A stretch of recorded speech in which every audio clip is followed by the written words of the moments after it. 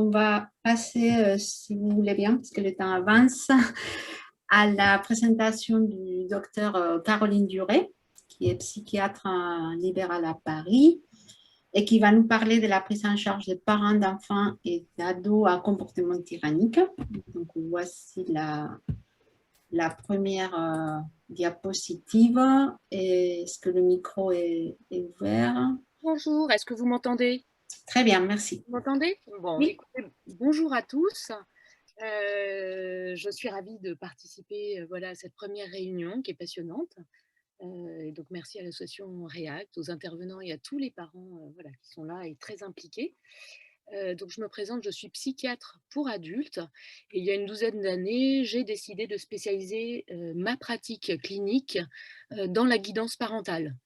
Et initialement, j'ai débuté en cabinet libéral, puis à l'hôpital assez rapidement, pour aider les parents dont les enfants, les adolescents étaient suivis par des pédopsychiatres. Et ces pédopsychiatres avec lesquels j'ai commencé à travailler en équipe m'adressaient principalement des enfants et des adolescents qui présentaient un TDAH associé ou compliqué d'un TOP, d'un trouble oppositionnel avec provocation. Donc c'est comme ça qu'il y a une douzaine d'années, petit à petit, j'ai commencé à faire de la guidance parentale et donc j'ai continué, en plus du cabinet, à aussi proposer, une prise en charge de groupe à l'hôpital. Alors initialement, j'ai débuté à la Pitié-Salpêtrière dans le service de pédopsychiatrie. Actuellement, je suis, depuis plusieurs années, au CHU de Bicêtre, dans un centre référent, des troubles des apprentissages et je continue et le programme que je propose en groupe, est un accompagnement un peu plus long, alors inspiré de Barclay, mais très complété, et qui dure sur une année, avec 15 séances pour vraiment aider les parents à rester dans la motivation, la persévérance et avoir le temps hein, de progresser, d'assimiler un petit peu ce qu'on essaie de leur transmettre comme compétences et de les mettre en pratique. Parce qu'il faut du temps pour changer. Donc pour l'aide aux parents, d'enfants, à comportement tyrannique, en fait, quand le livre, coécrit par Nathalie Franck et Heimo Himmer, est sorti, j'ai trouvé beaucoup, de solutions, enfin d'aides, de stratégies bien concrètes pour aider des parents qui, avaient des enfants avec TOP, mais pas seulement, hein, qui avaient aussi développé des comportements tyranniques et effectivement, j'essayais, comme je pouvais de les aider et vraiment ce livre a beaucoup apporté et c'est pour ça que j'ai sollicité, l'équipe du CHU de Montpellier pour pouvoir venir, dans leur service et voir un petit peu comment ils mettaient en pratique, et ce que j'ai pu faire il y a un peu plus de 2 ans. Donc je remercie, pour leur accueil, le docteur Nathalie Franck, le professeur Diane Pouerper-Wakil. Il y avait une autre pédopsychiatre également qui co-animait, avec Nathalie Franck et ça a été vraiment, très enrichissant. Donc je continue pour aider les parents d'enfants à comportement tyrannique. Ça, je les accueille seulement sur le cabinet libéral. Je n'anime pas de groupe à l'hôpital pour les parents confrontés à des comportements tyranniques. Donc là, vous avez les 13 séances préconisées, par le CHU de Montpellier, diapo suivante et dans le livre, dans le même livre qui présente ces 13 séances pour la prise en charge en groupe, Nathalie Franck et Heimo Himmer proposent également une application, pour une prise en charge individuelle en 9 séances. Voilà, donc je vous ai mis le programme tel qu'il est proposé dans le livre. On peut passer à la diapo suivante, il est présenté dans le livre. Ce que je voulais vous dire, c'est qu'en fait, entre la prise en charge en groupe des parents ou la prise en charge individuelle des parents, c'est-à-dire les 2 parents en consultation avec moi au cabinet libéral, c'est le même cadre théorique, c'est le même programme, on suit la même progression logique, les techniques évidemment sont identiques, les organisations de chaque séance de consultation avec les 2 parents sont proches et c'est vrai que je favorise plutôt un temps long de consultation, c'est de 1 heure à 1 heure et demie avec le couple parental, parce qu'en deçà de ce temps-là, on n'a pas le temps de se poser, d'approfondir, d'échanger et de faire en sorte que les parents, se sentent vraiment, en mesure petit à petit de progresser à la maison, hein, de mettre en pratique les techniques proposées. Donc c'est une organisation de séance qui est extrêmement proche finalement. Donc c'est très similaire, je ne vais pas rentrer dans le… Nathalie Franc a très bien présenté un peu ce protocole. Et puis, je vais peut-être plus insister sur les avantages de chacune de ces approches en mettant bien sûr l'accès là, pour compléter, sur les particularités de la prise en charge en individuel. Comme je fais des groupes également à l'hôpital de parents, c'est vrai que la prise en charge en groupe a des avantages extrêmement puissants. Hein, je les remets là, ça a été évoqué, mais déjà concrètement, les parents sortent de l'isolement puisqu'ils se retrouvent en groupe avec des parents confrontés aux mêmes difficultés qu'eux, dans la même souffrance qu'eux, et c'est déjà un acte de sortir du secret que d'être présent sur le groupe avec d'autres parents. Voilà, et ça permet vite de sortir aussi, enfin vite, d'aider à la sortie de la dévalorisation du parent face à ces difficultés. Vous l'avez dit, redit dans les interventions précédentes, effectivement, le partage d'expérience avec d'autres parents est extrêmement puissant et irremplaçable. Voilà, c'est pour le soutien, pour la prise de conscience ou la prise de recul sur ses propres difficultés, c'est inégalé, effectivement. Ça aide également, hein, puisqu'on suit les parents sur 13 séances quand c'est dans le groupe, ou 15 séances pour moi, pour les parents qui sont confrontés à du top, hein, pas des comportements organiques, une motivation, une mobilisation par l'exemple des autres parents qui commencent à appliquer, ou des parents qui font part de leurs difficultés, ce qui met vraiment à l'aise les autres parents sur les difficultés qu'ils ont eux aussi à mettre en pratique les techniques que l'on propose, parce que c'est difficile, sinon on n'aborderait pas ces sujets en séance. Et vraiment l'humilité des autres parents favorise l'essai par d'autres parents eux-mêmes des techniques, et de se confronter à des difficultés et de les partager, hein. Le groupe est très utile pour ça, pour partager surtout les difficultés. Voilà, et puis on remarque très vite, hein, dans ces groupes de parents, qu'il y a très vite un soutien, et vraiment un soutien, une empathie, un grand respect entre les parents, et effectivement, nous les professionnels, nous sommes là pour favoriser ça le plus vite possible, mais ça vient très, très vite en fait, et beaucoup grâce aux parents. Merci, la diapo suivante s'il vous plaît. Voilà. Alors là, je vais parler maintenant plutôt de la prise en charge individuelle, c'est-à-dire avec les 2 parents en consultation. Les avantages, quand il n'y a pas de groupe, hein, très concrètement, encore à Paris, pour l'instant, à ma connaissance, il n'y a pas de service hospitalier qui propose ces prises en charge en groupe, ou quand le parent ne souhaite pas participer en groupe. Ça peut être intimidant, ça peut être difficile. Donc c'est bien qu'il y ait 2 possibilités de prise en charge, pour que le parent puisse choisir ce qui lui semble le plus adapté, ajusté à ses besoins. C'est un avantage aussi, c'est qu'en cas de besoin, on peut débuter la prise en charge rapidement quand les parents me sollicitent.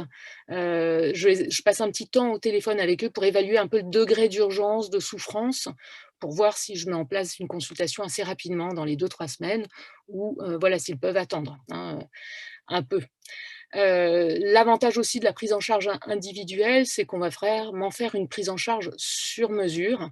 Sur mesure, l'objectif principal est vraiment de favoriser l'engagement des 2 parents, hein, dans les stratégies proposées. Donc le sur-mesure, c'est vrai que par rapport au groupe, on peut tout à fait proposer des jours, des horaires de consultation adaptés aux contraintes de la vie de famille ou professionnelle. On peut adapter aussi le rythme des séances, en fonction de la disponibilité, des ressources, ou de la motivation des parents. En tout cas, au début, l'expérience m'a montré, là, depuis plus de 10 ans, qu'il ne faut pas que ça soit au-delà de 2 semaines, au début en tout cas, hein. C'est que, il faut vraiment, inciter les parents à revenir régulièrement. Ça permet une mobilisation forte au début, hein, je parle de «soins intensifs» entre guillemets, et surtout c'est au début de la prise en charge que les parents ont beaucoup plus besoin d'être guidés, aidés, soutenus, et si on se voit tous les 15 jours, on ne laisse pas le temps au découragement de venir un petit peu, faire cesser la prise en charge. Évidemment sur mesure sur le nombre, le contenu des séances. Effectivement, une partie de mon travail également, c'est de répondre aux besoins spécifiques de chacun des 2 parents. Effectivement, les parents qui me sollicitent en consultation, alors premièrement, ce sont que de très bons parents. Les mauvais parents ne m'appellent jamais, hein, ils ont laissé tomber depuis longtemps. Et donc ce sont toujours des parents très impliqués, responsables, lucides, courageux qui me sollicitent. Mais souvent, puisqu'ils sont justement très courageux, impliqués depuis de nombreuses années, ils ont tardé à obtenir, ils ont, malgré leur sollicitation, à obtenir vraiment une réponse adaptée à leurs besoins. Ils sont souvent en état d'épuisement. avec parfois même des épisodes dépressifs caractérisés qui nécessitent une prise en charge individuelle, où les parents eux-mêmes également un TDAH, hein, ce trouble étant à forte prédisposition génétique. Et donc du coup, moi, ça me permet également d'évaluer l'état de santé et les besoins en termes de santé de chacun des 2 parents et de les adresser à des confrères, des consoeurs pour une prise en charge individuelle si c'est nécessaire, hein, et c'est parfois prioritaire. Diapositive suivante, s'il vous plaît. Alors, au début de la prise en charge, effectivement, les recommandations, et ça, je m'appuie aussi sur les recommandations de Nathalie Franc et Heim Homer, c'est vraiment de prendre soin de retracer l'histoire développementale de l'enfant, de ses suivis, de ses symptômes actuels et surtout de l'histoire aussi de la famille. C'est d'autant plus important quand les parents sont adressés à ma consultation soit par le CHU de Montpellier, qu'ils ont sollicité, soit par l'association REACT ou par d'autres parents qui ont déjà été pris en charge au cabinet avec moi et qui ont recommandé à des amis qui sont confrontés à la même difficulté. Mais le plus souvent quand même, ce sont mes confrères psychiatres qui m'adressent les familles, les parents, dont ils suivent l'enfant. Et donc l'enfant bénéficie déjà d'une prise en charge. Donc quand les parents me sont adressés donc par le CHU, l'association REACT ou d'autres parents, rapidement, hein, c'est de trouver le pédopsychiatre qui peut en fonction hein, des difficultés, des besoins présentés par l'enfant, qui peut le mieux prendre en charge rapidement l'enfant. Hein. Donc, je reprends la phrase, voilà, il faut tout un village pour élever un enfant. En tout cas, un enfant qui a des troubles et des difficultés, oui, il faut tout un village. Et voilà, les professionnels de soins qui travaillent en équipe font partie de ce village également pour aider les parents qui ont un enfant qui présente des troubles à pouvoir avancer. Diapositive suivante, s'il vous plaît, merci. Alors, ce qui n'est pas possible en prise en charge individuelle au cabinet, c'est vraiment d'aider les parents aussi à apprendre à observer et décrire les situations familiales de façon très, je dirais, factuelle et opérationnelle.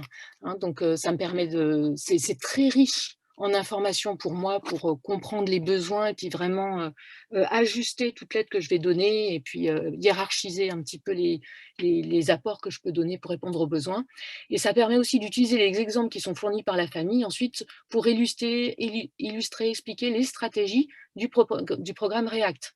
Ça permet d'en faire une analyse détaillée, approfondie avec les parents et effectivement de les aider déjà à avoir un autre regard sur les difficultés qu'ils rencontrent. Hein. Nathalie Franc en a parlé précédemment. Hein, et donc surtout d'aider les parents à entrer dans une démarche constructive de progrès, et pas seulement voilà, de se fixer seulement sur « il y a encore eu une crise » ou « j'ai encore les voisins qui sont venus sonner, ils sont exaspérés, il était 23h30 ». Hein, c'est de se dire « vous, voilà, vous avez commencé à changer votre façon de percevoir les crises et d'y faire face ». Et c'est déjà un progrès énorme, une étape tout à fait importante. Ensuite, ça permet, comme on est vraiment avec les 2 parents, de comprendre vraiment les difficultés spécifiques et puis d'accompagner les parents à la mise en place des stratégies du programme REACT, hein, de faire vraiment de l'aide sur mesure. La diapositive suivante, s'il vous plaît. Voilà. Dans les analyses plus détaillées de la situation, ce que je regarde beaucoup, c'est la gestion des émotions.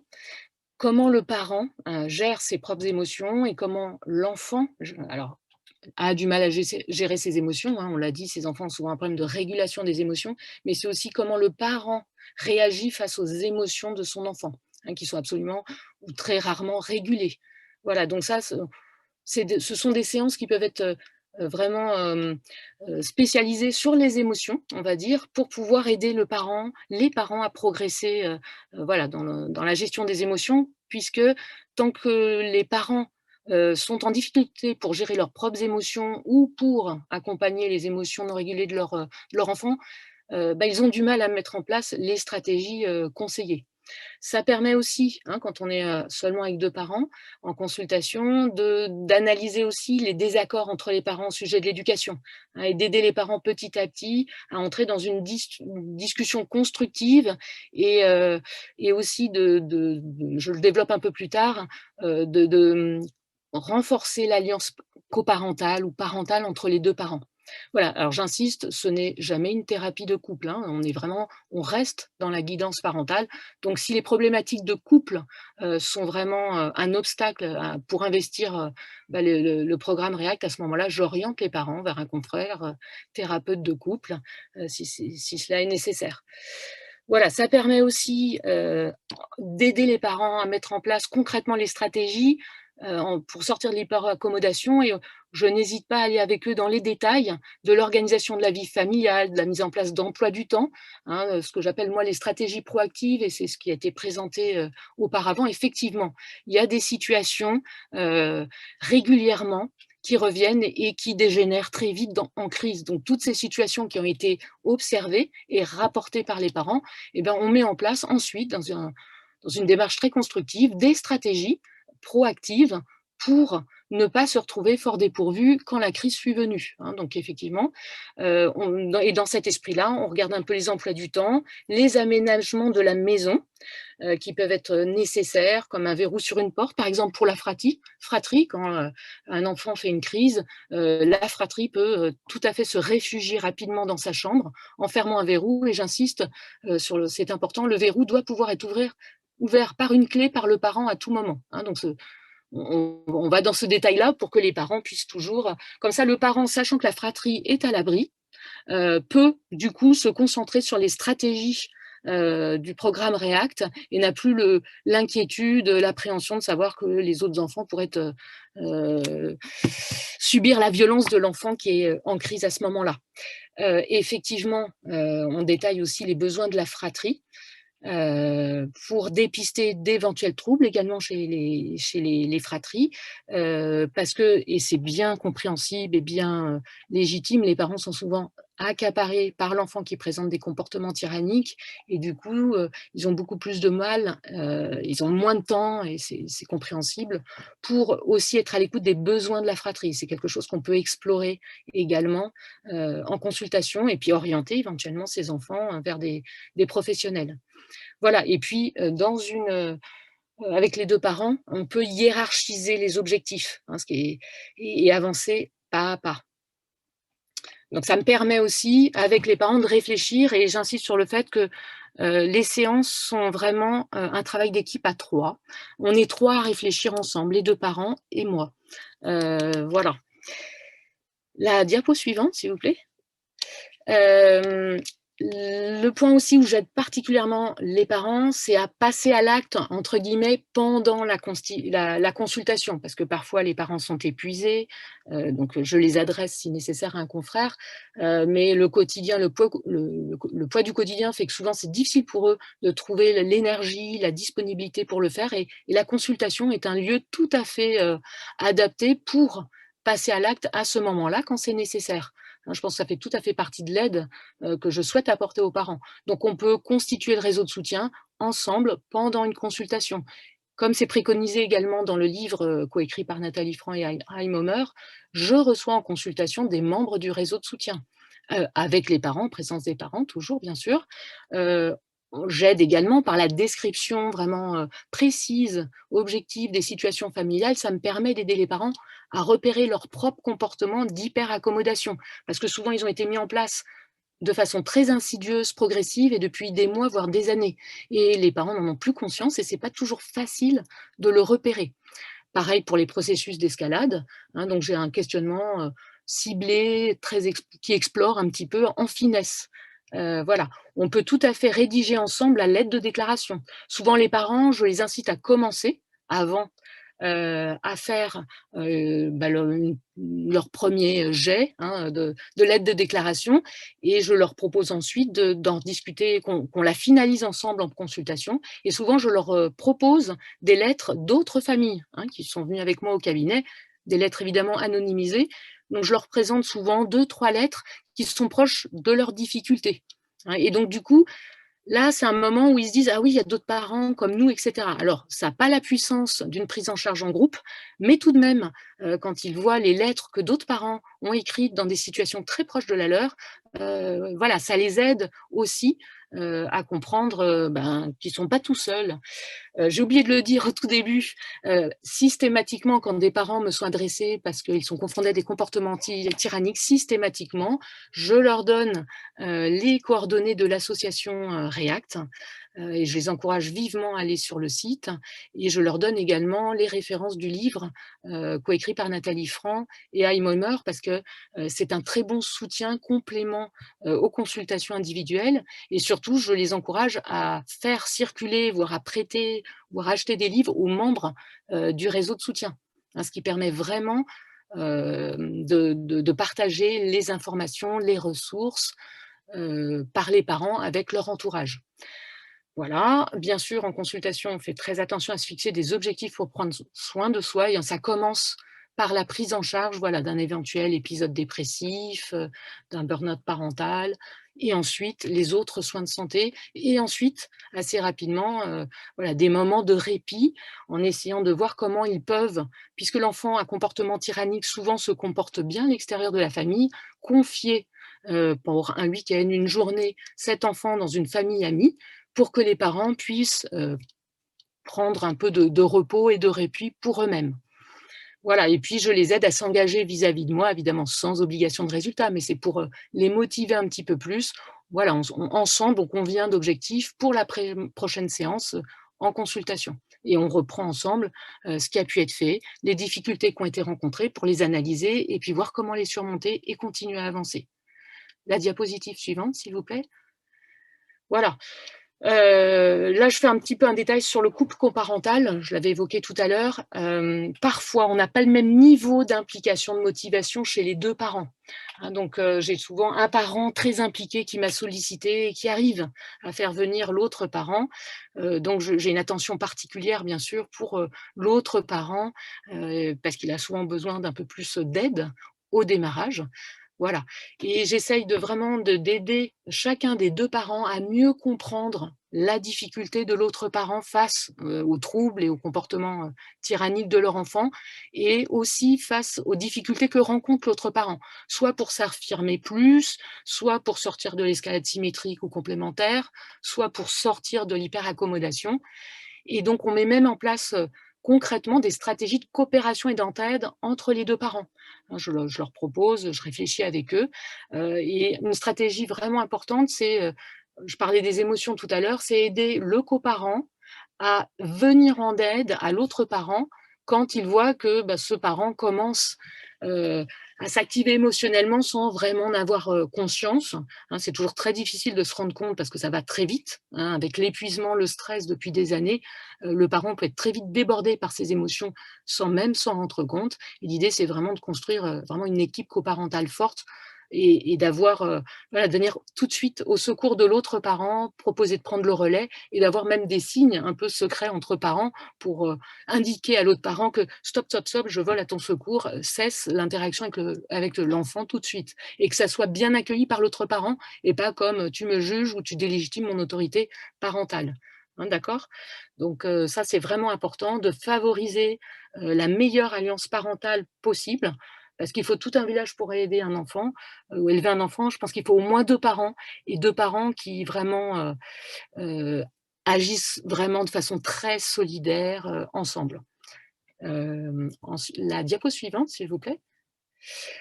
Heu, voilà, sur la gestion des émotions, j'en ai un petit peu, parlé. On peut le faire, on le fait beaucoup également pendant la consultation. Là, j'ai déjà évoqué un petit peu ça. On le fait pendant la consultation, parce qu'en fait, en demandant aux parents de me décrire précisément les situations et l'enchaînement, hein, qui a amené à l'escalade symétrique complémentaire, le parent souvent, déjà me fournit les informations qui sont nécessaires, pour qu'ensemble on réfléchisse et qu'on voit comment faire ensemble, mais aussi ça me permet de voir la réactivation émotionnelle du parent au moment où il évoque justement une situation qui a été très pénible, douloureuse à la maison. Et ça permet pendant la consultation, pardon, d'aider le parent à observer sa propre activation émotionnelle et de l'aider à accueillir ses émotions. Voilà, je suis vraiment là pour En fait, il fait l'expérience pendant la consultation de son activation émotionnelle et comment il peut être aidé quand ça intervient. Et sur le modèle, l'autre parent peut aider à son tour le coparent qui s'est activé en évoquant une situation très difficile à la maison. Voilà. Effectivement, j'ai vu une question. Parfois, j'aide des familles monoparentales, c'est-à-dire des mères qui élèvent seules leur enfant. Et donc là, le réseau de soutien devient fondamental, effectivement. Voilà. Effectivement, c'est encore plus difficile pour une maman isolée, effectivement, d'élever un enfant qui présente des troubles sévères du comportement. Ensuite, la diapo suivante. Là, j'étais juste pour vous, c'est anecdotique, mais quelques parents ont fait la demande. Alors, quelques parents ont suivi les prises en charge en groupe du docteur Nathalie Franck, mais par les groupes Zoom. Zoom. Pas à Montpellier, puisque je suis à Paris, et donc c'est souvent des parents d'Île-de-France qui me contactent. Je fais aussi des vidéoconsultations par Doctolib, donc je peux accueillir des parents. Mais voilà, pour les parents qui ont suivi Zoom, je pense qu'il y a 4-5 familles qui sont dans ce cas-là, c'est tout à fait complémentaire. Voilà, ça peut aider mieux une famille. Alors, il y a eu 2 mamans qui élevaient seules leur enfant, qui suivaient les groupes Zoom de Nathalie Franck et puis qui venaient en consultation. Voilà. Ça me permet aussi d'aider ces parents quand ils n'ont pas encore de pédopsychiatre qui prend en charge leur enfant, de les soutenir en attendant que enfin le pédopsychiatre puisse recevoir pour la première fois leur enfant. Ça permet aussi de soutenir les parents quand les comportements tyranniques sont très fréquents, trop violents, ou quand l'enfant nécessite une hospitalisation. Et avec la lettre d'urgence, je suis là pour favoriser, parce que parfois les parents n'ont pas de pédopsychiatre pour l'enfant, donc n'ont pas accès à une lettre d'urgence. Dans ce cas-là, c'est moi qui la rédige.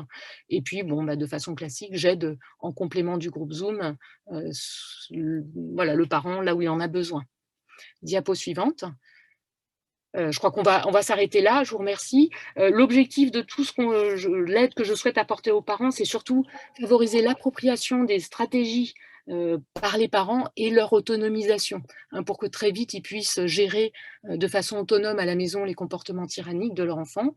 Et bien sûr, je reste à leur disposition. Parfois, ils me recontactent pour une nouvelle difficulté, ou parce qu'ils ont besoin d'une séance de rappel, ou voilà, donc je reste toujours à leur disposition 6 mois, 1 an, enfin quand ils veulent, par la suite. Je vous remercie pour votre attention.